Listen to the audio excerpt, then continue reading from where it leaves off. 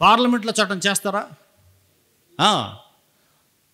కదా, ఇంతకుముందు ప్రతిపక్షం కూడా గట్టిగా ఉంది కదా, 99 ఒకటే తక్కువగా మనకి.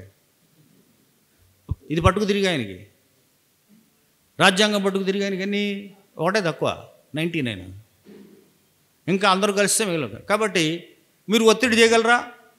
నేను వాళ్ళని అడగట్లా, వాళ్ళు డైరెక్ట్ మాది మనుస్మృతి పేరు, కాకపోతే భారత రాజ్యాంగం అని అంటుంటాం అంతే. మీరు భారత రాజ్యాంగం అన్నప్పుడల్లా మాకు మనుస్మృతి కనిపిస్తుందని డిక్లేర్ చేసి కూర్చున్నారు వాళ్ళు. మరి మీరేం చేస్తున్నారు? మార్పించాలి కదా.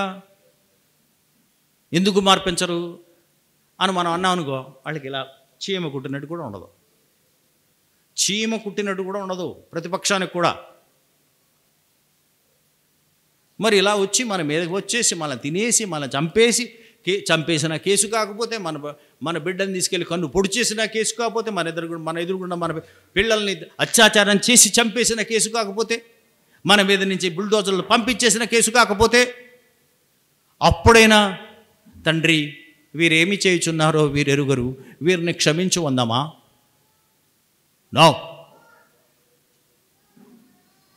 చట్టం చెయ్యాలి కాబట్టి, వాళ్ళు చెయ్యరు కాబట్టి మనం చేయాలి. మనం ఎలా చేస్తాం చట్టం? మనం చేయాలా? మనం ఎలా చేస్తాం చట్టం? That is the master key. Master key అంటే ఏంటి? బహుజన రాజ్యాధికారమే మాస్టర్ కీ అని అంబేద్కర్ అన్నాడు. ఎందుకోసం? మన అధికారం వస్తే ఏమవుద్ది? మన ఐపీఎస్ అధికారి డీజీపీ అవుతాడా, లేదా చీఫ్ సెక్రటరీ అవుతాడా? అందుకోసమా? నో. మన అంతిమ ధ్యేయం కుల నిర్మూలన కాబట్టి, కుల నిర్మూలనకి అవసరమయ్యే ప్రతి చట్టం, మతం మార్చినంత మాత్రాన, కన్వర్ట్ అయినంత మాత్రాన. కాబట్టి అసలు కన్వర్షన్ ఇవ్వడరా బాబు. Untouchables have never been Hindus. నీకు విషయం తెలుసు కదా. వీళ్ళు క్రైస్తవ మతం తీసుకుంటే కోపం రావాల్సింది బౌద్ధులకి. ఊరు వెలుపున్న వాళ్ళందరూ బౌద్ధులు కాబట్టి అస్పృశ్యత వచ్చింది. మీ కోపమైన మధ్యలో మీరెవరా మధ్యలో? ఎప్పుడు హిందూస్ వీళ్ళు ఎప్పుడు హిందూస్? హిందూ మతం అంటగట్టబడింది వాళ్ళకి, అంతే. కాబట్టి మీరు ఎందుకు మనకి వీళ్ళంతా గొంతు చించుకుంటారు? మన మధు గొంతు చించుకుంటాడు, లేకపోతే మన సుధాకర్ ఎందుకు గొంతించుకుంటారు? మనకు రాజ్యాధికారం కావాలని, మన ఉద్యోగాలు మనం చేసుకుంటే సరిపోదు కదా అని అనుకోవచ్చు కదా. ఉపాధ్యాయుల్ని బాధపడుతుంటారు, టీచర్లు ఇంతమంది ఉన్నా ఏం చేయలేకపోతున్నా అంటుంటారు. ఎందుకు అంటుంటారు వాళ్ళు? To make laws. తనకు లేని అధికారంతోనే రాజ్యాంగం రాశారంటే అధికారం ఉండి రాశాడు ఆయన. It was a national government. ఏ పార్టీకి చెందిన ప్రభుత్వం కాదది. అందులో న్యాయశాఖ మంత్రిగా వెళ్ళాడు. సో పూర్తి అధికారం కూడా ఆయనకి ఇవ్వలేదు. అయినప్పటికీ కూడా తన జ్ఞానంతో, తన ప్రతిభతో, ప్రపంచంలో కనిపించేటువంటి పలు రాజ్యాంగాల నుండి ఉదాహరణలతో, ఆర్గ్యుమెంట్స్తో, పత్రికల్లో కొన్ని దాచేసి కొన్ని వచ్చినటువంటి అట్రాసిటీస్ చూపించి మొత్తం తను అనుకున్నది సాధించాడు.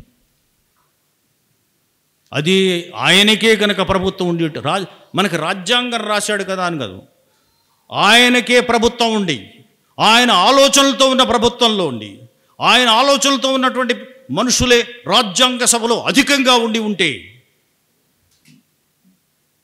ఆయనే అధికారంలో ఉంటే ఎలా ఉండేది? బాగుండేది. కానీ ఆయన అధికారంలో ఉండకుండా ఎవరు చేశాం? మనం చేశాం. అప్పుడప్పుడు క్రైస్తవులు అంటుంటారుగా, యేసుక్రీస్తుని మనమే రోజు సిలువ ఎక్కిస్తుంటా ఉంటాం అంటారు లేదా? You are crucifying him every day. అలాగే అంబేద్కర్ని ఆయన 3 పార్టీలు పెట్టిన నిర్దాక్షిణ్యంగా ఉన్నాం మనం. 2 పార్టీలు అప్పుడు నిర్దాక్షిణ్యంగా ఉన్నాం, 3వ పార్టీ అప్పుడు ఆయన లేరనుకోండి. సో దాన్ని ఆ కాడి ఎత్తుకున్నాడు కాన్షీరామ్. ఆయన అంబేద్కర్ అంత కరుణాహృదయుడు కాడు. గేమ్ ఆడతాడు. నువ్వు ఏ గేమ్ ఆడతా, గేమ్ నేను ఆడతా. అంబేద్కర్ మేధస్సు ఉంటుంది, కానీ కొట్టడంలో అటు ఇటు ఉండదు. ఆ టైప్ గేమ్. ఒక పంజాబీ తన రాష్ట్రం కాని రాష్ట్రంలో ఉత్తరప్రదేశ్లో ఆడిన ఆట మన సొంత రాష్ట్రంలో ఇంత రోడ్ మ్యాప్స్ ఇచ్చే కూడా ఆడలేరా అనగానే పార్టీ పెట్టేద్దాం అనుకోండి. స్లాబ్ వేసేసి సార్ ఒకసారి ఓన్లీ పిల్లర్సే ప్రాబ్లం సార్, స్తంభాలు కావాలనుకోండి.